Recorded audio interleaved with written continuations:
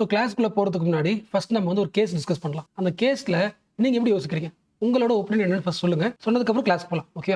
And also உங்களோட point of view நீங்க சொல்றதுக்கு முன்னாடி ஒரு பேசிக் தெரிஞ்சுக்கணும். அந்த பேசிக் நான் ஃபர்ஸ்ட் சொல்லிடுறேன். அப்புறம் கேஸ் பார்க்கலாம். எல்லாருக்குமே போக்சோ ஆக்ட் தெரியும்ல? இதோட பர்பஸ் என்ன? ஃபர்ஸ்ட் எக்ஸ்பென்ஷன் என்ன? Protection of children from sexual offence தானே? Protection of children from sexual offence act 2012. Okay. இந்த ஆக்டோட மெயின் பர்பஸ் என்ன? குழந்தைகளை செக்ஷுவாலிட்டில இருந்து காப்பாத்துறதா? குழந்தைங்கன்னா யாருங்க? இந்த ஆக்ட் படி 18 வயசு கீழே இருக்கிறவங்க எல்லாருமே குழந்தைங்க. ஸோ அந்த குழந்தைங்களை யாராவது செக்ஷுவாலிட்டிக்கு பயன்படுத்துறாங்கன்னா அது குற்றம். இந்தியாவோட ஸ்ட்ராங்கஸ்ட் லாஸ்ட்ல இது முக்கியமான லா. அதாவது ஜீரோ டாலரன்ஸ். இதுக்கு மன்னிப்பே கிடையாது. 20 வருஷம் தண்டனை கொடுத்துருவாங்க. சோ என்ன பண்ணா 18 வயசு கம்மியா இருக்கிற குழந்தைகளை செக்ஷுவல் அசால்ட் பண்றாங்க, இல்ல ஹராஸ் பண்றாங்க, இல்ல போனோகிராஃபில ஆட் பண்றாங்க, இல்ல டிராஃபிக்கிங் பண்றாங்க, கடத்துறாங்க. அப்படி யார் பண்றீங்களோ அவங்களுக்கு மினிமம் 20 இயர்ஸ் பனிஷ்மெண்ட். சோ இது பேசிக்ஸ். இப்போ ஒரு எக்ஸாம்பிள் பார்க்கலாம். ஒரு கேர்ள் வயசு வந்து 14. இந்த கேர்ளை வந்து ஒரு 21 வயசு பையன் வந்து லவ் பண்றான் வச்சுக்கலாம். இந்த கேர்ளுக்கு பிடிச்சிருக்கு. 2 பேரும் லவ் பண்றாங்க. இதை நீங்க அலோவ் பண்ணுவீங்களா? 2 ஆங்கிள் பார்க்கலாம். இந்த கேர்ளோட வயசு சின்ன வயசு, குழந்தை வயசு. லவ்னு என்ன தெரியாது. நம்ம பண்றது லவ்னா கூட தெரியாது. அப்ப என்னதான் 2 பேரும் லவ் பண்ணியிருந்தாலும் குற்றவாளி யாரு? இந்த பையன் குற்றவாளி தான். என்ன ரீசன்? கண்டிப்பா இந்த குழந்தை ஸ்டார்ட் பண்ணியிருக்காது. இவன் வந்து ஆரம்பிச்சிருப்பான். அப்ப இவனுக்கு என்ன தெரியல, யாரை லவ் பண்ணுன்றது தெரியல. ஸோ பனிஷ் பண்ணலாம். இது ஒரு ஆங்கிள். இன்னொரு ஆங்கிள், அந்த டீனேஜ் சொல்லுவாங்களே 16, 17 அடலசன்ஸ் ஏஜ் சொல்லுவாங்களே, அந்த ஏஜ்ல 18 வயசு மேல ஆகலனாலும் கம்மியா இருந்தாலும் லவ் வருது யூஸ்வல். ஸோ இந்த கேர்ளோட லவ்வையும் ரெஸ்பெக்ட் பண்ணலாம். ஒருவேளை இந்த பையன் ஃபோர்ஸ் பண்ணியிருந்தா தப்பே தவிர 2 பேரும் என்ன பண்றாங்க? 2 பேரும் மியூச்சுவல் லவ் பண்றாங்க, கன்சென்சுவல். அதனால இது தப்பு கிடையாது. நீங்க எந்த பாயிண்ட் ஆஃப் எடுப்பீங்க? ஃபர்ஸ்ட் ஆக்ட் படி மேல பார்த்தோம்ல, இந்த ஆக்ட் படி சிம்பிளா ஒரே பாயிண்ட் சொல்லிடுச்சு. உங்களுக்கு தெரிஞ்சதான் இன்ட்ரோடக்ஷன் பண்றேன். 18 வயசுக்குள்ள ஒரு குழந்தை இருக்குன்னா 16 இருக்கலாம், 17 இருக்கலாம். சோ அந்த குழந்தை நீ லவ் பண்றனா அது வந்து போக்சோ ஆக்ட் படி தப்பு. அந்த குழந்தைய லவ் பண்ணா கூட அது லவ்ல வராது. நீ ஃபோர்ஸ் பண்ணிருக்கனதா வரும். ஒன்னு அரெஸ்ட் பண்ணிடுவாங்க. Zero tolerance. So POCSO act என்ன பண்ணல? இந்த குழந்தைய இவன் ஃபோர்ஸ்ஃபுல்லா லவ் பண்ணானா இல்ல ஃபோர்ஸ்ஃபுல்லா செக்ஷுவல் ஆக்டிவிட்டி கொண்டு வந்தானா அதெல்லாம் பார்க்கல. ஈவன் இந்த குழந்தை வாலண்டரியா செக்ஷுவல் ஆக்டிவிட்டி வந்திருந்தாலும் அந்த ஏஜ் கம்மியா இருக்கிற குழந்தைய நீ லவ் பண்ணா செக்ஷுவல் ஆக்டிவிட்டி வச்சுக்கிருந்தா அந்த பொண்ணு ஓகே சொல்லியிருந்தாலும் நீ பண்ணது ரேப் தான். ஸோ உன்னை அரெஸ்ட் பண்ணி ஜெயிலில் போடலாம். It is criminal offence. இது ஆக்ட் சொல்றது. ஸோ இது வரைக்கும் தான் ஃபாலோ பண்ணிட்டு வந்திருக்காங்க. ஸோ முதல் முறையாக இந்த கேஸ்ல கோர்ட் டிஃபரெண்டான ஜட்மெண்ட் கொடுத்துருக்கு. அதை பார்க்க போறோம். So what is the case? Bengal இருக்க ஒரு கேர்ள் 14 வயசு, பையனோட வயசு 25. 2 பேரும் லவ் பண்றாங்க. ஸோ இந்த கேர்ள் என்ன பண்றாங்க?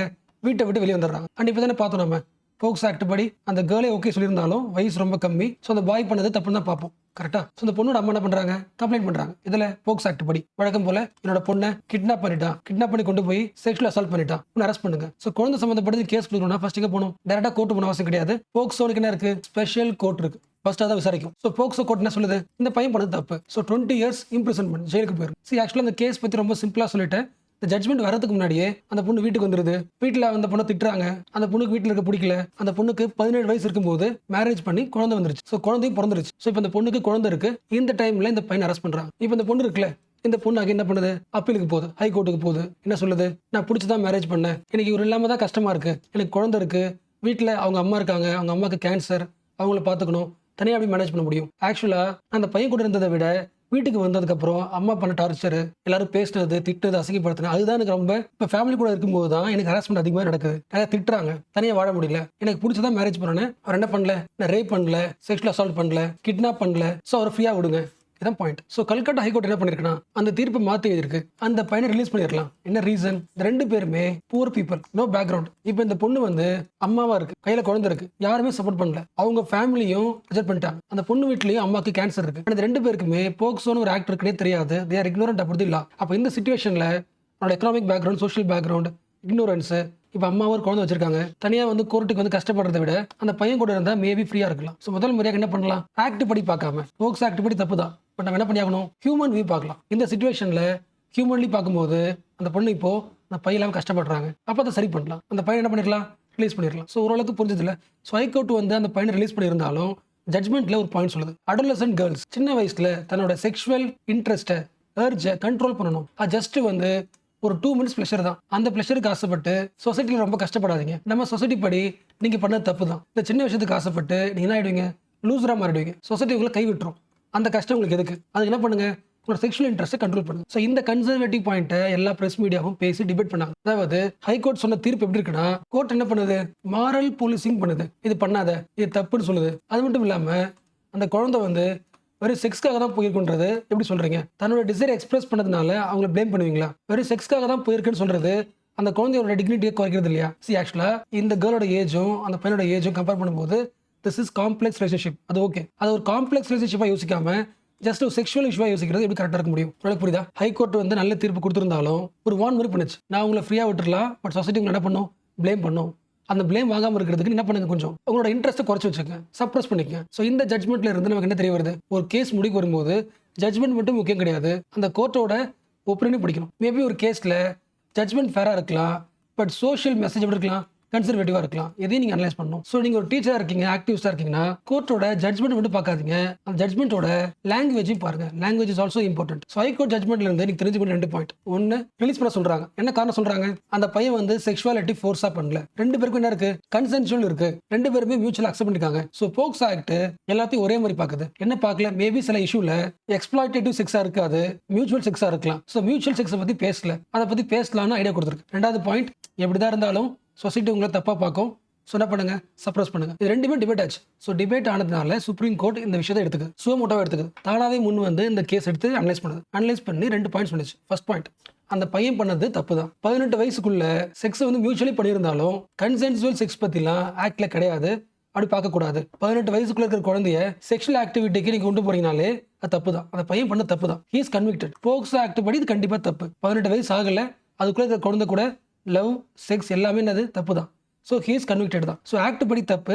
பட் இந்த ரியல் லைஃப் சிச்சுவேஷன்ல இந்த பையன் ஜெயிலுக்கு போறதுனால யார் என்ன விக்டிம் ஆயிடுறாங்க, இந்த கேர்ள் என்ன விக்டிம் ஆயிடுறாங்க. அப்போ யாருக்கு பனிஷ்மெண்ட் அதிகம், இந்த பையனை விட இந்த பொண்ணுக்கு தான் பனிஷ்மெண்ட் அதிகம். அம்மா மாறிட்டாங்க, குழந்தை இருக்கு, ஃபேமிலி பார்த்துக்கணும், காசு கிடையாது, கஷ்டப்படுறாங்க. அப்போ விக்டிமை இன்னும் கொஞ்சம் என்ன பண்ணுது, இன்னும் அதிகம் விக்டிம் ஆக்குது. அப்போ நம்மளாம் என்ன பண்ணல, சில கிரே ஏரியாஸை டச் பண்ணல, ஹியூமன்லி பாயிண்ட் ஆஃப் வியூ பார்க்கல. ஸோ இந்த கேஸை நாம என்ன பண்ணலாம், ஹியூமன் பாயிண்ட் ஆஃப் வியூ பார்க்கலாம். ஆர்டிகல் 142 பயன்படுத்தி கம்ப்ளீட் ஜஸ்டிஸ். இந்த கேஸுக்கு இது ரியல் ஜஸ்டிஸாக இருக்கும், இந்த பையனை ரிலீஸ் பண்ணுறதா இருக்கும். ஸோ ரிலீஸ் பண்ணிடலாம். பட் இந்த கேஸை பிரசிடென்ட் எடுத்துக்கூடாது. இன்னொரு போக்சோ கேஸுக்கு இதை காமிச்சு அந்த கேஸில் ஒரு பையனை ரிலீஸ் பண்ணக்கூடாது. இந்த கேஸுக்கு இந்த ஈவெண்ட்டுக்கு இது ஓகே தவிர இது மற்ற கோர்ட்டாக கூடாது, முன்னுதாரணமாக எடுத்துக்கூடாது. இது ஃபர்ஸ்ட் பாயிண்ட். அண்ட் 2வது, ஸோ இந்த கேஸை எக்ஸ்ட்ராடனரி கேஸாக பாருங்க. அண்ட் இன்னொரு பாயிண்ட் சொல்லியிருக்காங்க, இந்த கேஸ் வந்து ஒரு பயங்கரமான ஷேம் ஃபார் நம்ம இந்தியன் லாக்கு மட்டும் கிடையாது, ஒட்டுமொத்த ஈகோ சிஸ்டமும். இந்த பொண்ணு வந்து கடைசி 7 வருஷமா அவங்க ஃபேமிலி, கோர்ட்டு, சைல்டு இன்ஸ்டிடியூஷன் எல்லாரும் என்ன பண்ணிருக்காங்க, டிஸ்டர்ப் தான் பண்ணிருக்காங்க. So this case is a community shame. ஒரு ப்ராப்ளம் எப்படி ஹியூமனாக அப்ரோச் பண்ணுறது ஒட்டுமொத்த சிஸ்டத்துக்கு தெரியல. ஸோ ஃபியூச்சரில் கவர்மெண்ட் இதை கணக்கில் எடுத்துக்கிட்டு ஒரு கமிட்டி போடணும்,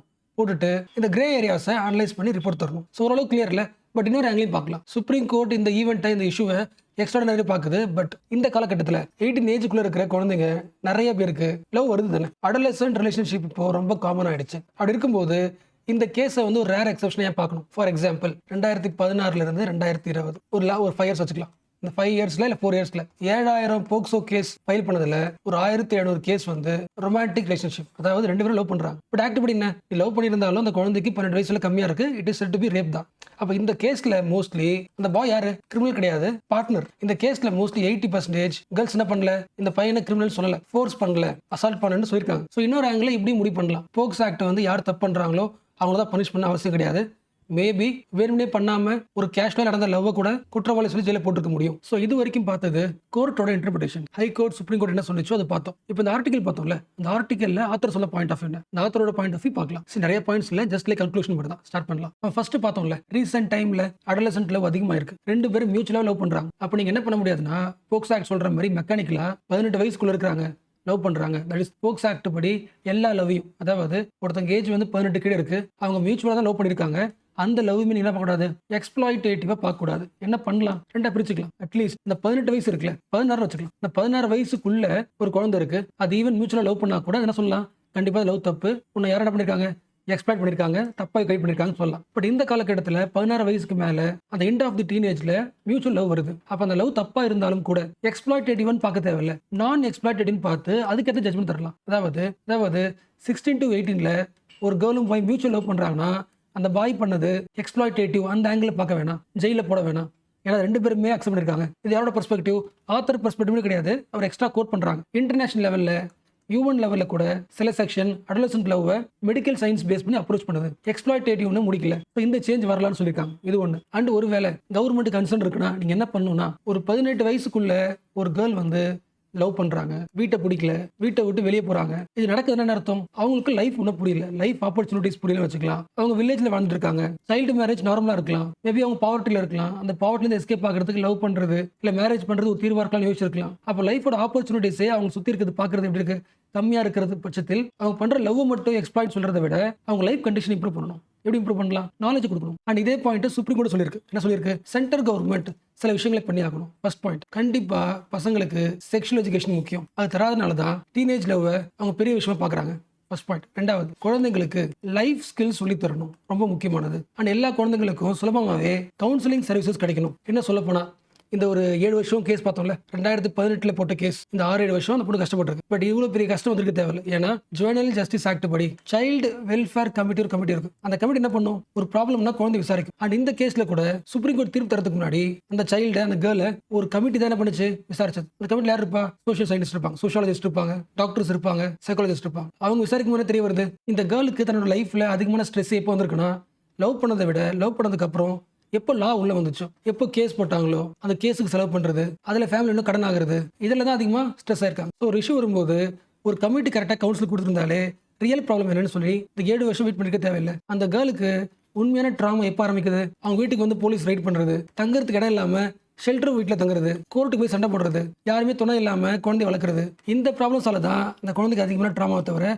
லவ்னால இல்லைன்றது தெரிய வருது. ஸோ ஆரம்ப கட்டத்திலே ஒரு கமிட்டி பயன்படுத்தியிருந்தா இந்த 7 years ஆஃப் ட்ராமா இருக்குல்ல, அது நடந்திருக்காது. So what is the take away? நீங்கள் ஒரு டீச்சராக இருக்கலாம், இல்லை ஸ்கூல் ரன் பண்ணலாம், இல்லை கோச்சிங் சென்டர் ரன் பண்ணலாம், இல்லை சிவில் சர்வெண்ட்டாக இருக்கலாம். உங்கள் கிளாஸ் ரூமில் எது மாரல், எது பண்ணலாம், எது பண்ணக்கூடாது, அதை பற்றி பேசாதீங்க. மாரல் போலீசிங் பண்ணாதீங்க. டெசிஷன் மேக்கிங் ஸ்கில்லை இம்ப்ரூவ் பண்ணுங்க. பசங்களுக்கு அவங்களோட ரைட்ஸ் என்னன்னு சொல்லிட்டு அவேர்னஸ் உருவாக்குங்க. எது சேஃப் ரிலேஷன்ஷிப்னு டிஸ்கஸ் பண்ணுங்க. கரெக்ட் தானே? நீ இது பண்ணா உன் லைஃப் ப்ராப்ளம் ஆகிடும் அப்படின்னு பயம் புறுத்தி ஒருத்தவங்க கண்ட்ரோல் பண்ணுறதுன்றது டிக்னிட்டி கிடையாது. ஸோ பசங்களுக்கு உண்மையாகவே டிக்னிட்டி தரணும்னா அவங்களோட பயம் புத்தி வச்சுக்கிறத விட கிவ் தெம் நாலேஜ். நாலேஜ் வழியா அவங்களோட டிக்னிட்டியை அவங்க உருவாக்கிப்பாங்க.